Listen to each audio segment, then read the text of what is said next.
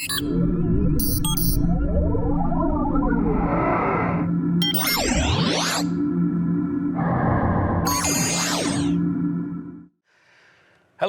welcome to LTV's Top Props. Today, we're going to be talking about one of the most iconic props in motion picture and television history, and that is the Enterprise D from Star Trek: The Next Generation.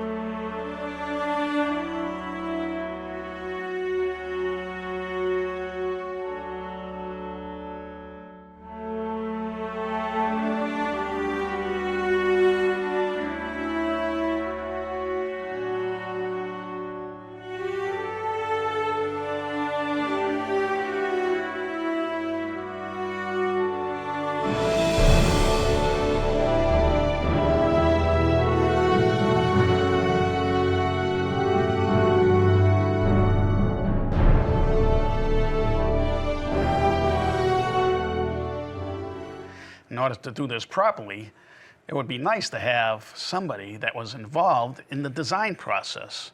And we happen to have that person here in the studio today. It's Andrew Probert. And I'd like to welcome you to the LTV studios, Andrew. And please make yourself comfortable as I give you a full introduction. Okay, Andrew Probert's artistic career spans over 35 years. 10 of which was spent working on some of science fiction fans' favorite Hollywood productions. His Hollywood career began on the small screen as a designer for Glenn Larson's Battlestar Galactica. He quickly moved to the big screen as a major contributor on Star Trek: The Motion Picture. Now, being a fan of the original series, Andrew was very familiar with the show's design philosophies when the proposed Star Trek Phase 1 was canceled in order to produce Star Trek: The Motion Picture in 1979. Joe Jennings, the art director, had already put together their version of the upgraded Enterprise, and a model had been kind of loosely put together.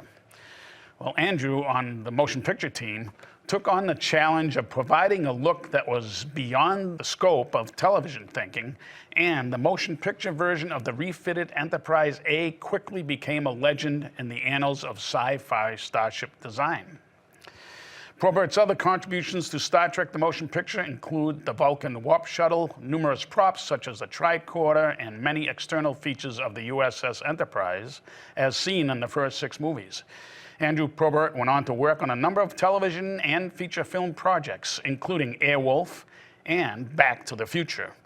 Probert's final stint in Hollywood proved to be the one for which he is most well known. In 1987, he was hired as senior illustrator for Star Trek: The Next Generation. Andrew Probert was to the first season of Star Trek: The Next Generation as to what Walter M. Matt Jeffries was to the original Star Trek television series. He designed the Enterprise exterior, the Enterprise bridge, and nearly everything from the Romulan warbird to the Ferengi. After his work on Star Trek: The Next Generation, Probert has since worked in the video game industry and at Disney's Imagineering.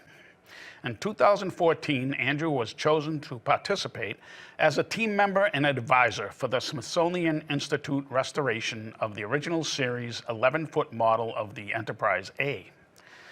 Now, because of Andrew's extensive experience and work in this industry and on so many movies and television programs, today, for this episode of Top Props, we're going to kind of focus in on strictly his work on Star Trek: The Next Generation and his iconic design work for the Enterprise D.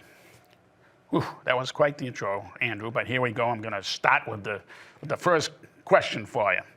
Now, you are famous for your elegant designs. Why don't you tell us your thoughts behind the Enterprise D, and how did you try to set it apart from its predecessors on the original series and the movies? I didn't know that Gene was actually planning to do a new Star Trek series until there was some kind of an announcement on television.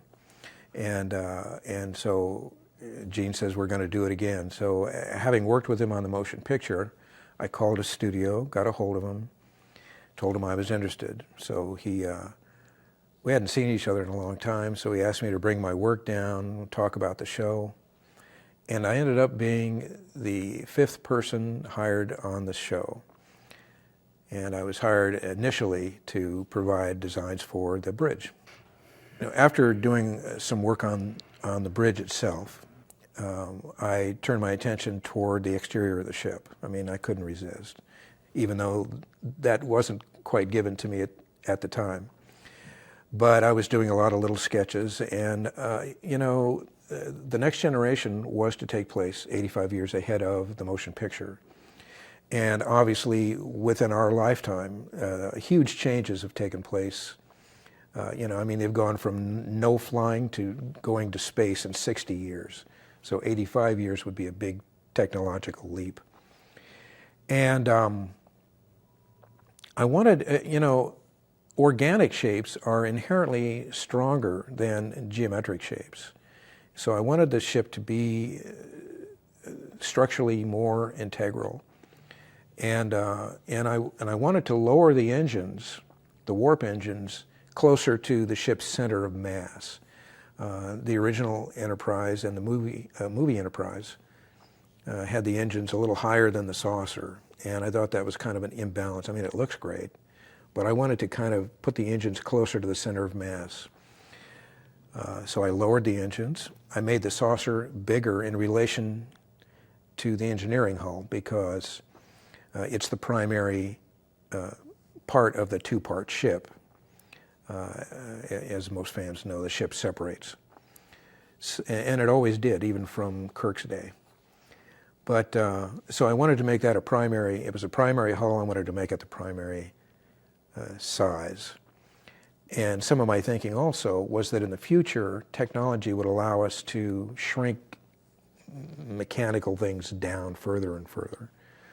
So even though the warp engines on the Enterprise D don't look as large as we're used to seeing, their length is longer than Kirk's movie Enterprise itself, and longer than the entire ship. So that's how I started thinking about the new Enterprise. Why did you opt for a curvilinear design for the Enterprise exterior and the bridge? How did you see this as a logical evolution from Kirk's ship in the original series? As far as the curvilinear look of the Enterprise bridge, I base all of my designs on the original Kirk's, the original series that Kirk was in. And that bridge actually curved up to the ceiling. So there was kind of a dome-like shape already in place that was evident in the bridge as well as on the exterior of the ship. And so I wanted to continue that. Gene's sort of edict was that the bridge be much larger than what we've seen before, and that the view screen dominate the whole front of the bridge. So he wanted a huge view screen. And something else he wanted was not so many people sitting, as he put it, hunched over their instruments waiting for something to happen. He wanted it to be a much more relaxed working environment. A lot of softer colors, earth tones. I mean, we're on a 5-year mission, and it was my own mission to soften the bridge look up, give it a more comfortable feel. What would you say defines the Andrew Probert style of design? If you had to describe the Andrew Probert style of design in Star Trek: The Next Generation in like one sentence, what would you say? A lot of people I talk to seem to appreciate some of the design work I've done, especially in Star Trek. And, I went to Art Center, College of Design, and studied industrial design, and sort of picked up the feeling that less is more. So I kind of gravitate toward that. I like curvilinear shapes. I like organic shapes. Luigi Colani, a great designer in Europe, does a lot of curvilinear designs, and I appreciate his work. And they make sense. As I said before, they're stronger. They can produce stronger shapes than just hard geometric. Plus, when we're talking about the future, technology is becoming more and more. I mean, computers used to fill up this whole room, and now you can have them on your watch. So everything is getting much smaller, and pretty soon we're going to have little chips that are ridiculous.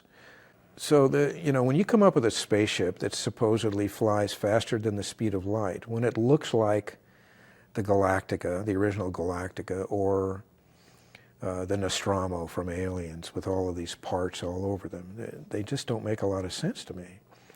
And when Matt Jefferies designed the first Enterprise for the original series, it was his thinking that all of those little delicate mechanical things should be enclosed and protected against micrometeoroids or whatever.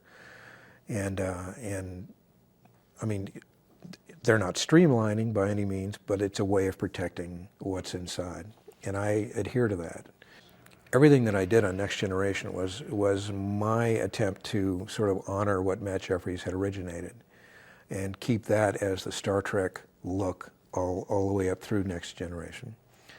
So I kept my ships smooth.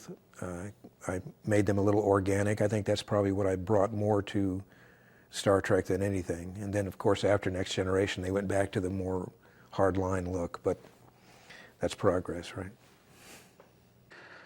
What does your design for the Enterprise and the bridge say about the 24th century society that launched this ship? Star Trek The Next Generation takes place hundreds of years from now. And, any of their technology would seem like magic to us now. It would be totally incomprehensible. So obviously, everything has to be designed where we can identify what it is, how it works and everything. Like the communicators on the uniforms. If people just simply spoke out when they're communicating to someone, that would seem a little odd to our generation. So they have to give them some business in touching that thing or flipping it out or whatever they do. So we understand as an audience of today what they're doing. In the future, they could probably just use mental telepathy or some kind of thought process, which is not dramatic, obviously. What I tried to show for the 23rd century design thinking was that everything should be more comfortable on the inside.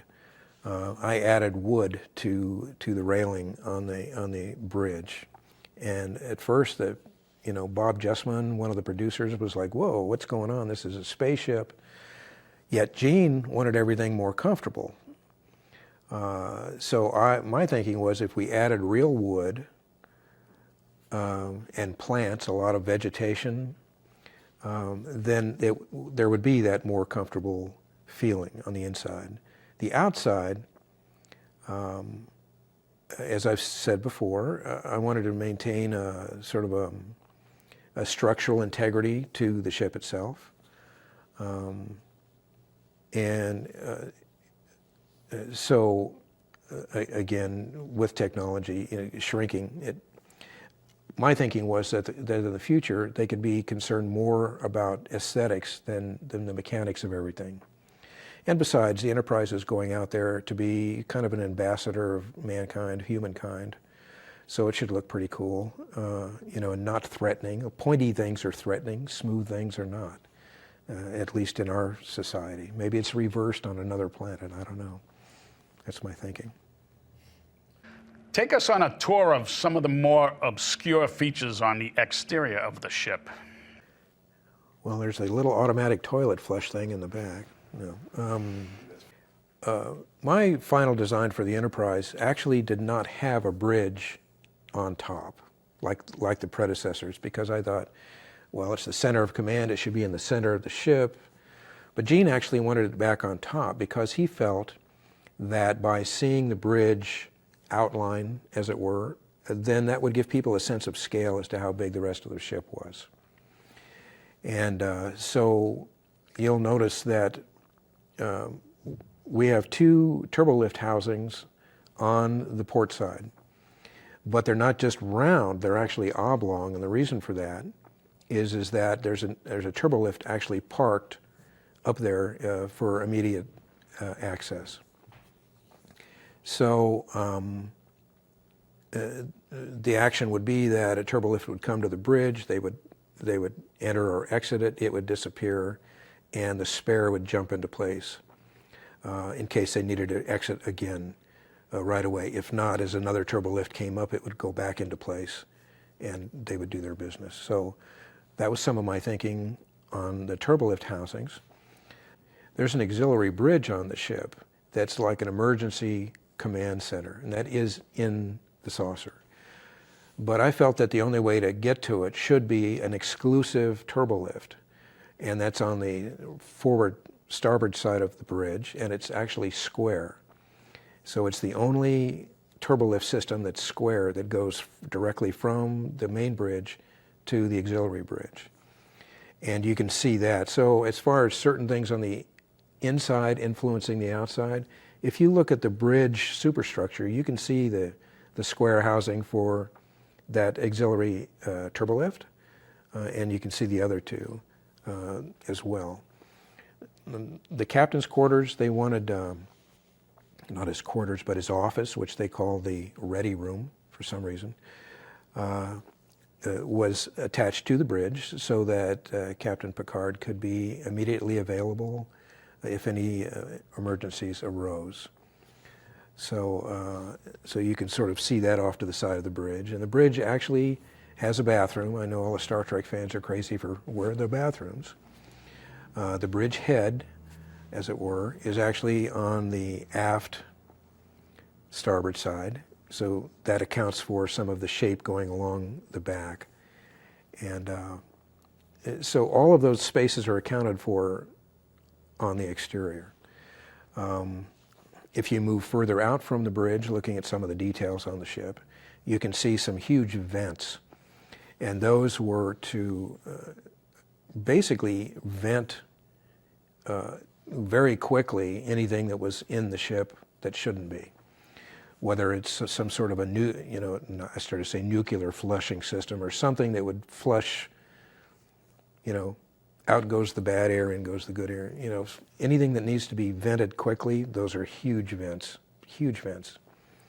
in order to do that. Then further still outboard from those are some oval shapes. And those are actually retracted docking ports for the old travel pod circular docking ring. And these oval shapes would actually elevate out of the hull so that a ship could dock into that. They would have a circular ring that would accept those kinds of ships, like on the back of the Vulcan shuttle and so on. So if there were old technology ships that still had that docking ring, they could dock with the ship that way, and then those would depress. In fact, the main gangway also has a circular opening that's in the dorsal, just behind the torpedo tubes. So again, I was pulling in from, things don't totally change. So I was incorporating some of that access to the ship itself.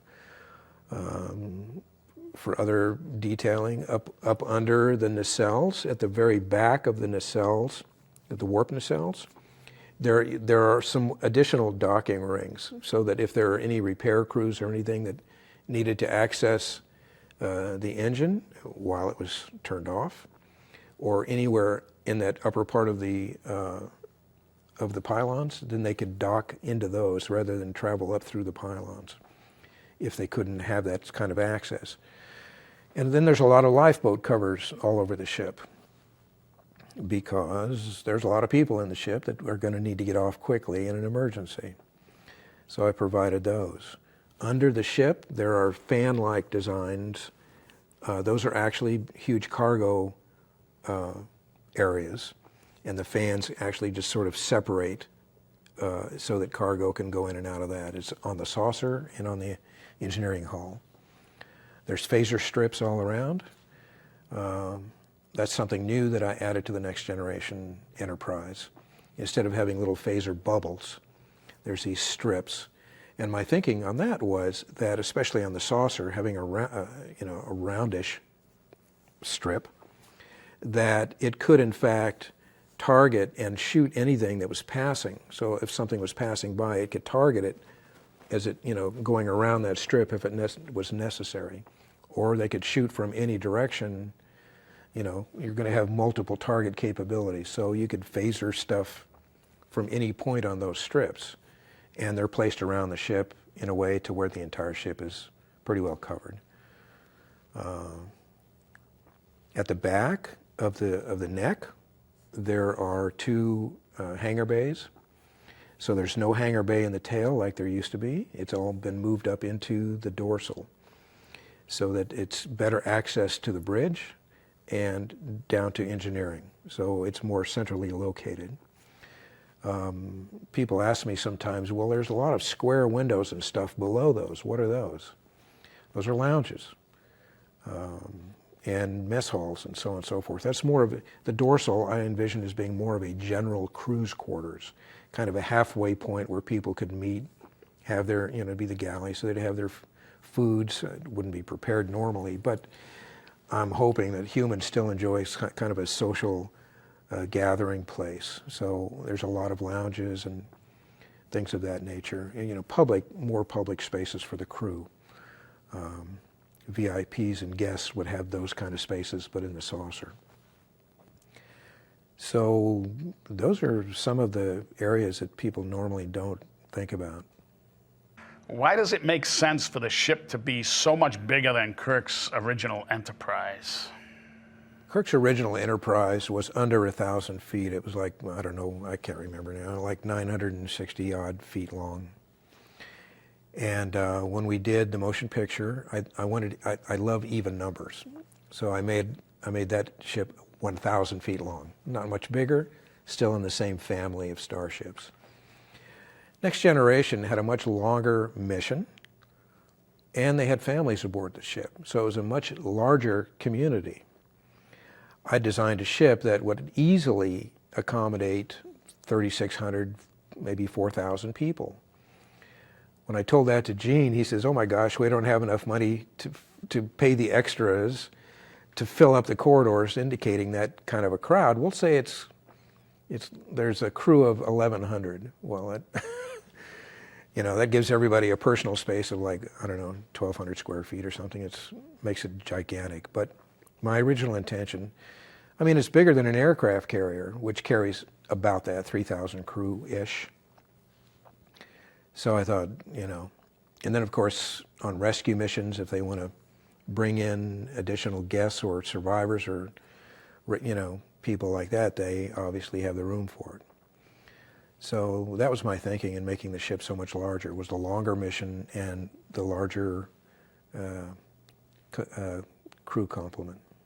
Tell us about working for Gene Roddenberry. What kind of guidance did Gene give you before you started the Enterprise? Like I said earlier, I was a Star Trek fan since the show began.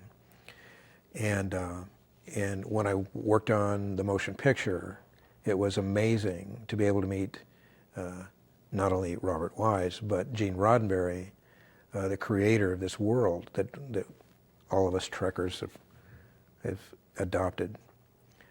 So getting on the Next Generation was even better for me because it was a more personal relationship with Gene. In the motion picture, I was in the special effects group. Gene was over at the studio, so we saw each other during meetings, and that was about it. Working on Next Generation, we were on the lot together. I had a lot of discussions with Gene, and it was just amazing. He's a very kind of generally gentle man. He was, his very soft kind of demeanor. Obviously with Star Trek in particular, he knew exactly what he wanted. He had created this world. And I was very happy to give him as much as I could to fulfill his vision. So, of course, everything went past Gene initially for his approvals. And as I said earlier, when designing the ship itself, he really didn't give me any feedback into the design of that. And so I'll start with that one.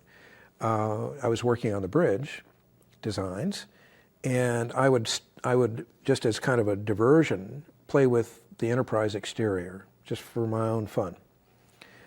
And I would stick it up on the wall and, just have it there to glance up at and think about. Just let it percolate a little bit, I'm doing some bridge designs, and an idea would strike me, so I'd do another little sketch and stick it on the wall, that kind of thing. So David Gerald, who wrote Trouble with Tribbles, and he's a really prolific writer and a fun guy, would stop by every now and then just to see what's going on.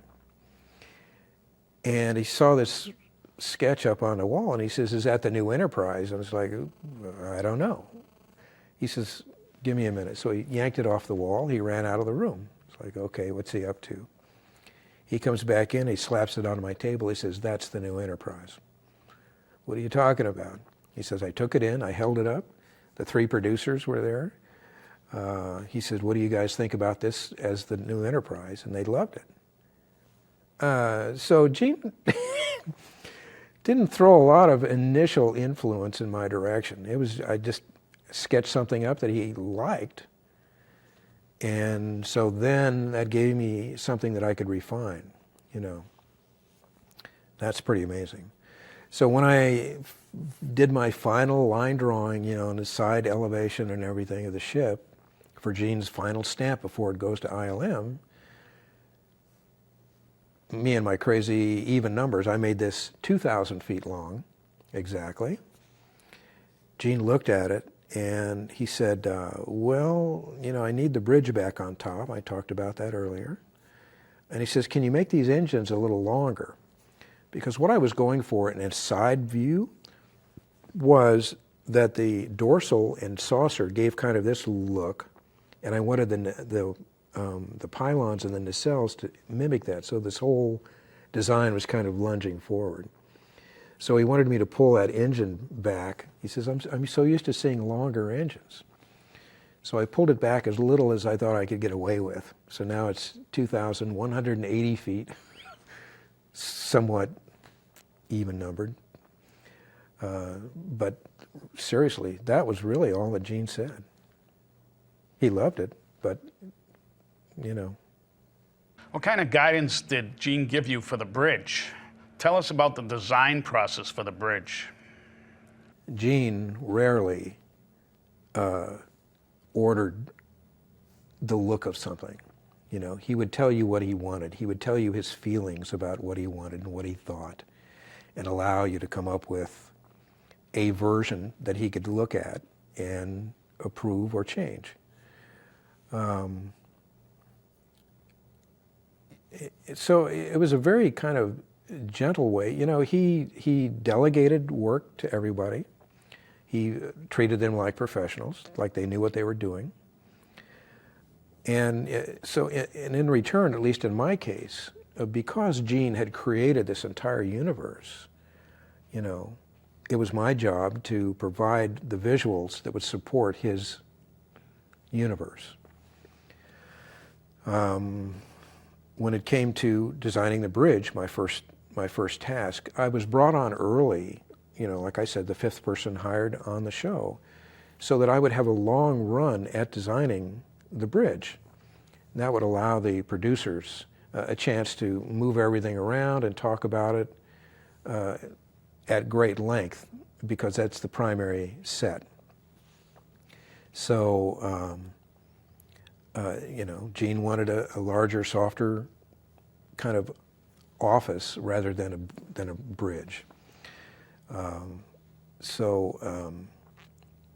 Something I provided that he didn't ask for was this window at the top. It's like, wouldn't it be fun to actually look out and see space with your naked eye? So we put a big porthole, big dome up in the ceiling, and with the stars above. And something I was hoping that they would have done for the pilot episode at Farpoint was when those creatures came off the planet and rose above the ship. I was hoping that Picard would actually look at them through the porthole, but there's so many things on the bridge that you know, directors not really familiar with that kind of thing might overlook. For instance, in the original series, Kirk and McCoy and some of the other people on the bridge would, on occasion, have a cup of coffee in their hands, or they'd be eating something during long stays on the bridge. So rather than to have somebody bring that up on a tray, I provided food replicators on port and starboard sides of the bridge so that people could get whatever they wanted in the way of refreshments.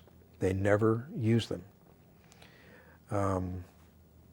There were episodes where people were trapped on the bridge and couldn't get off for whatever, you know, alien reason or mechanical reason. So I provided supply lockers and emergency lockers on the sides of the bridge so that they could get in there and get whatever they needed when they needed it. So, you know, you try to anticipate what a script is going to ask for, and at least I do. And so I provide more than I'm asked to provide in order to give them an opportunity. It's like, well, where are we going to pull that from? Oh, okay, there's a supply hatch. I can get that. I created ramps on the bridge because I'm very, very much into equal access. And I didn't want there to be stairs anywhere. And so that's why you have that ramp curving up to the second level. On the second level, there are those workstations. You know, Gene didn't want a lot of people all clustered around in these workstations, so we put 5, I think, in the back that could actually be changed. You know, so the idea would be that if the engineer walked in and there's like an astrogator, you know, he could just touch something and then it would suddenly be now an engineer panel. So they were electronically changeable. And I thought, you know, like on the motion picture, there's people standing at their workstations for who knows how long, 4-hour watch, I don't know. I thought, well, rather than to have people stand there, they could sit if they needed to spend an extended time. So I designed chairs that would actually come out of the lower part of the consoles, and the backs would pop up so that they would have a place to sit. They were swivel chairs on tracks, so the tracks went into each station. Chair would simply slide out, you'd touch the back and it would jump up and you're ready to sit down and work. So I provided those. Something else though that was influential in designing the bridge were the fans. You know, they were very concerned that we were replacing their Enterprise. And so it was my mission to try and bring as many subliminal cues into the new bridge as I could. The alcove for entering the turbo lift at the back of Kirk's bridge, I used the same footprint for the turbo lift alcoves on the Next Generation. Where you have that center console in Kirk's original ship with the flashing alert light, the red light, when I split the consoles, I took that light and put it under the view screen. I kept the scrolling sort of sonar blinkies going on under the view screen. And my reason for splitting that console was simple. In the original show, Kirk, when he wanted to address the screen directly, would actually walk around all of these stations. So my thinking was, why not just split those two, and the captain could just directly walk up to the bridge and address what needed to be taken care of. So a lot of that thinking went into the bridge. I even, you know, when Herman actually came on the show before Herman Zimmerman, the production designer, did. So I'd started establishing things with the art director and with the producers before he had a chance to get into it. But he even put the sort of the waffle lighting cover above the turbo lifts, because in the original series that kind of lighting spilled down across those doors, and but they never used that until one of the movies that I saw actually had that waffling coming through there. So these are some of the details you don't even think about, but they're there for reasons.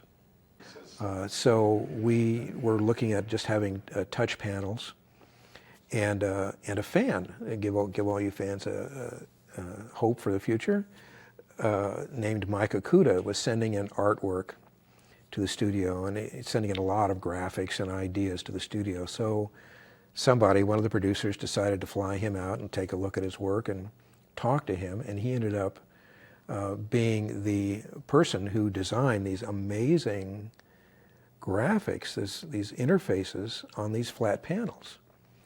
So, and that totally rounded out exactly the look that I was hoping for the bridge. So it was like frosting on my cake, It was great stuff.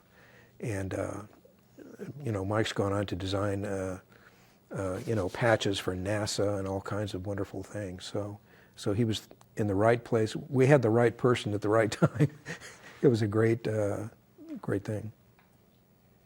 To many, the conference lounge was one of the signature pieces for the show, second only to the bridge. Can you tell us about your concept for this set and the dramatic windows in the background?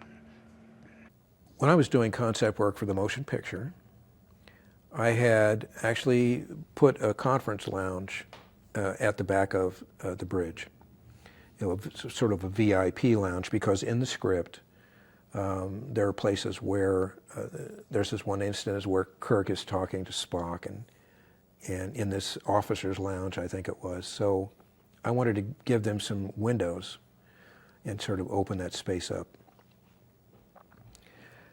Unfortunately, the art director chose not to use those windows or any of that space, and came up with a space of his own. So there was no real coordination between what you saw on the outside and what was actually going on the inside. Later on, Doug Trumbull saw what was happening and tried to convince Paramount, because he had made a miniature of that officer's lounge with those windows that they could put a camera shooting through for Spock's arrival on the long-range shuttle. So at least that gave credence to what you saw on the outside of the ship. And he thought, well, if Paramount could reshoot some of the scenes, then what they could do is take out that back wall that Kirk and Spock were standing at, and double expose, that miniature set that he had created to make it look like it was all connected. So I designed, I drafted up a connection between the set piece and the back and made it all sort of flow together. And Paramount said, no thanks. So I still wanted to carry that with the Enterprise, again, some of the consistency from the earlier Star Treks into the Next Generation. And I had that set of windows at the back of the bridge. And from the get-go, I was trying to include that in our discussions. So the conference lounge, for some reason, got changed to be called an observation lounge. I really don't know why. That happened after the sort of end of the first season. There are, in fact, I've designed observation lounges around the entire ship's perimeter, the saucer, and around the sides of the engineering hull, just for lounging and looking at the stars and so on and so forth. But he wanted the conference lounge to be an observation lounge. So we had a curved table in there to fit that. That was Herman Zimmerman's beautiful design. They were thinking of what would we put on the wall. Well, for a long time, I'd come up with sort of a size chart, a history of enterprises, and but mine were set in a vertical stack so that you could see the actual size and shape differences. Herman saw that and he says, well, why don't we just make a sculpture and put that on the wall? So they did that. Lots of plants around that only lasted for a couple of episodes, and they disappeared. So we have all of these sculptures of the history of the Enterprise, and And I thought, in trying to just to come up with a lineage, what would take us from the motion picture enterprise to the D? Because I felt that these questions were going to come up sooner or later. So I put that size chart in there, and my thinking was that the Enterprise A, of course, we saw at the end of the motion picture. I thought the B would be a new, improved Excelsior type body, so I made that the Enterprise B. And then our D. Well, it's like, what goes in the middle? So what I did was I took and scaled up my design for the D, and directly below that I put the Excelsior to scale, and I drew lines connecting like the front and back in different points. So it's like, the dorsal from one to the other, and the bridge from one to the other, and the nacelles, and so on and so forth. And I came up with measurements to come up with the C Enterprise, so that it would be a visual indication that it was a movement between the Excelsior up through to our ship. And that's what went on the back wall. Now, a show can usually only afford what's going to be made for that episode. And so there was no need really to show that Enterprise C, which I call the Ambassador. My original thinking for the Enterprise would be that it was an Ambassador class, and Gene said, no, it's a Galaxy class. And that's where that got that name. So I thought, well, I still like the Ambassador, so I'll make the C the Ambassador class of starship. I left the show after the first season, and wouldn't you know it, they came up with an episode that took you back in time to see the C Enterprise. So Rick Sternbach sort of put together the look of the C, regardless of what I had on the wall. He came up with something different. That's what they built, and that's what's now in the Star Trek universe. One of the things that sets the Enterprise D apart from Kirk's ship is all the windows. Why were windows important to you? A lot of people ask me about the windows on the Enterprise D. They're huge by comparison. They're really only about 3 feet wide, but they're very long. My reasoning is simple. When I was starting to lay out the ship and figure out where the windows were going to go, because I'd had a request from the producers, we need more windows. Wow, they got a lot of windows. But the reason that I came up with those long ones was the shape of the hull itself, the saucer hull in particular. And again, with my equal access thinking, if you let's say you just have a normal flat wall, okay, and you put a porthole at, let's say, 5.5 feet up, centered, if you have a little person standing there, they can't see out the window, okay? Then you take and you slant that wall, from the deck. It's still hard to see out the window. So what I did was I made the windows long all the way down to the floor in my original concept, so that anybody of any height, whether you're in a wheelchair or a little person or whatever, could see out the window. It's very simple. On the set, they made them shorter so that they would fit over the furniture and so on. My thinking was that they would go to the floor between furniture. But an interesting thing that happened, which I wasn't ready for, was when you sat down in those seats in the cruise quarters and looked up, it gives you a skylight, because that angle comes out over the couches and allows you to look straight up through into space. So it was a nice effect one way or the other. What's kind of cool is that I've noticed that a lot of yachts and airliners and so on are going to oval windows. So I'm hoping that I was a positive influence in that direction. Whether I was or not, that's the reason for them. Also, you'll notice that in the dorsals, where the walls are more vertical, the windows are shorter because of the height. But if you take that wall and you slant it out to an angled deck, you're going to need a longer window just for that reason. Herman Zimmerman came into the show as production designer. He was amazing. He really didn't know anything about Star Trek, and I'd been there a while. He knew I was a hardcore Trekker. So, rather than to push his way through and say, I'm going to do everything my way, he apparently saw that what I was doing worked for Gene, and with my Star Trek experience, he knew where I was coming from. He and I had some discussions about this whole thing, and he knew, my intentions for supporting Gene's Star Trek. And so he really supported my efforts. He took my concept designs and fleshed them out into what you see. I mean, the corridors, the corridors, for instance, for the motion picture were these angled, kind of triangulated corridors. And again, trying to subliminally hearken back to Matt Jefferies' original Star Trek, I asked that the corridors be rectilinear because spatially that's more efficient than these kind of angled in things. Now Herman kept some of the radial. Those are the concentric corridors are rectilinear. The radial ones that go outward, Herman kept as the triangular shapes. A, as a way of visually hearkening back to the motion picture. B, it was cheaper to keep them.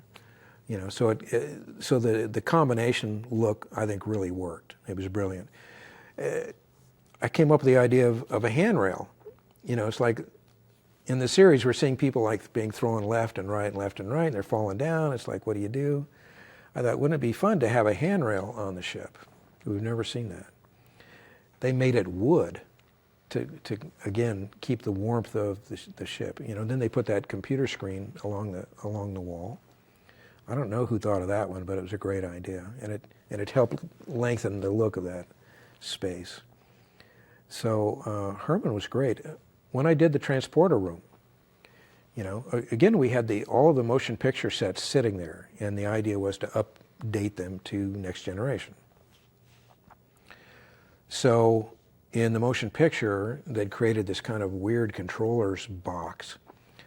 So again, part of my mission to go back to the original show, I asked that they get rid of that and that they arrange the transporter very close to what they had in the original series, the little step up to the transporter pad. I asked them to have a single pad instead of little hot plates, because my thinking was that if a crewman comes in laying down, or if there's a lot of cargo or something, you don't have to place it on these burners. You could just have this whole area as the transport area, So they originally did that, and then later in different episodes they kept squeezing it back down to the hot plates with a big one in the middle. So that's what happened there. But again, with my equal access, it's like, Herman, we have stairs on this thing. There really should be a lift, an elevator going from the platform down to the deck. And just in case, in case you get somebody. As it turned out, there was an episode with a guy in a wheelchair, in a wheel-type chair. And it was like, well, how does he get from the pad down to the deck? So Herman actually looked into implementing that by drilling into the concrete and creating a lift, because the step, you step from the floor to a step and then up to the platform, and that step would actually depress into the floor. So it would elevate to the transporter pad, and then it would drop to the floor, and you could get off that way, you see. They couldn't afford to do it. So they just alluded to, I don't even know how they shot that. It's like one moment he's there, one moment he's down here, I don't know. But that's the whole thinking, was that center step is actually a lift that's parked halfway up as a stairpiece. So Herman was great. I mean, he worked to coordinate all of the colors and all the, there's a lot of detailing that he added to really spruce up my design. My bridge was somewhat plain, and he added this rather thick kind of a piping around some of the workspaces that sort of pop those out. So it was great. Whatever I didn't think of, because I'm not an art director or production designer, he would come up with, because he knew about lighting and, you know, detailing and things of that nature. So he was really great in that area.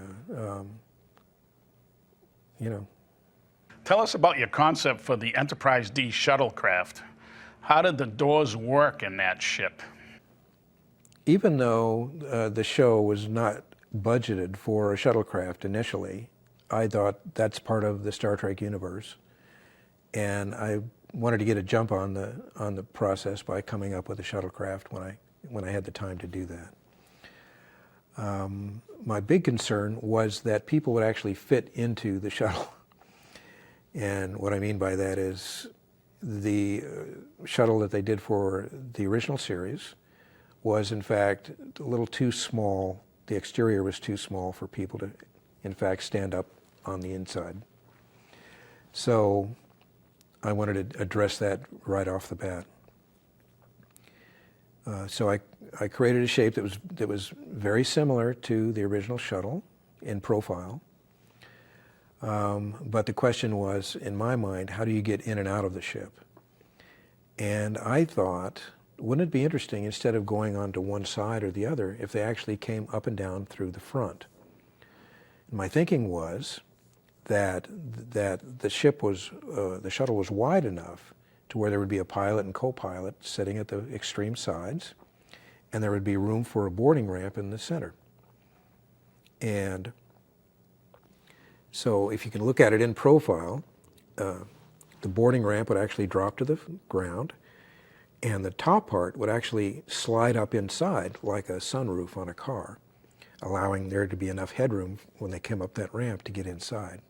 So on the inside of the shuttle, when that hatch was actually in place, the top hatch, there would be a view screen that would actually slide up along with that section. I thought it was a great solution. It would have looked great to see them go in and out of that. Of course, when it came time to build the shuttle, when they actually had a script that would allow them to afford building a shuttle, for some reason they did not go to that design in a full-size set. They went to a very square look, and they never used that front ramp. So I don't know what happened there. Greg Jean built a model based on my design for the exterior shots, which of course don't match the full-size set. Also within my shuttle, I designed a wall behind the crew compartment that would allow people in the back to sit in rows in 2 rows, 4 or 5 people. But the seats could be exchanged for bedding in case they wanted to use the shuttle as an emergency evac type vehicle. And there was also room at the very back of the ship for a small warp core, something that was never accounted for in the original shuttles. But in the very back, there's a very small core, and you can see on the outside, top and bottom, there are round hatches for ejecting that core if necessary. But the idea was that the power would be there. There'd be small dilithium holding things and hydrogen and whatever it takes to make that work, and then the power would go down into the warp nacelles. So all of that was in there. They never showed it, of course, on the show, but that's what's on paper at least. One of the shuttles they actually built for the show was this big kind of Winnebago shuttle that had a ramp that dropped down the back. Of course, that doesn't show you where any of the life support systems are. It doesn't show you where the warp system is. It's just a big square box. So maybe technology is getting smaller than even I think it is. Do you have any special memories of working for Gene Roddenberry? What did it feel like to work for the legend? You know, working with Gene Roddenberry, the creator of Star Trek, was a big deal, a huge highlight and an honor to be able to work with this man. And he would give you a lot of credibility. You know, he would tell you what he wanted. You know, well, I think it should be like this, or maybe it would just be in the script. And so you come up with some concept designs, and you show him, and then he would talk about it, you know. Well, I don't think this works, or do you think that this is, you know, what you want, or so on and so forth. It was a great experience for me. And there was one time I remember, the way he thinks, there was a ship that needed designing, one of the guest ships of the week, and I was stuck because, you know, I didn't want every ship to have an engine that pushed it along in space. So I was trying to come up with one that would maybe pull it along in space, and but that was looking weird, and so I was really stuck, and I went to Gene, and I said, I really don't know what to do. I said, I want to maybe do it in the front or the back. I don't know what to do. He says, put it in the middle. I'm sorry? Yeah, put it in the middle, and wherever the engine goes, the ship goes with it. Bye. So I came up with a ship for a show, I think it was called, I can't remember now, Haven, I think. It's the show where Troy has this guy, who's actually doing drawings of another woman who ends up being on this ship that comes to the Enterprise. There's a telepathic connection with this woman. But the ship that they're flying in was this ship, and the center was actually this big glowing force, and the ship was built around it. And so that was its power. So it wasn't a pusher or puller. And that's how Gene does. He comes up with stuff you don't even think about, and he just lets you play with it. So it was great. Well, Andrew, thank you. That's been very insightful to hear about your whole design process. And I want to thank you very much for coming to the studio today. I'm going to give your interview a thumbs up. And thank you all for watching LTV's Top Props. And I need a little more cream in my coffee over here. There we go. Okay. Salud.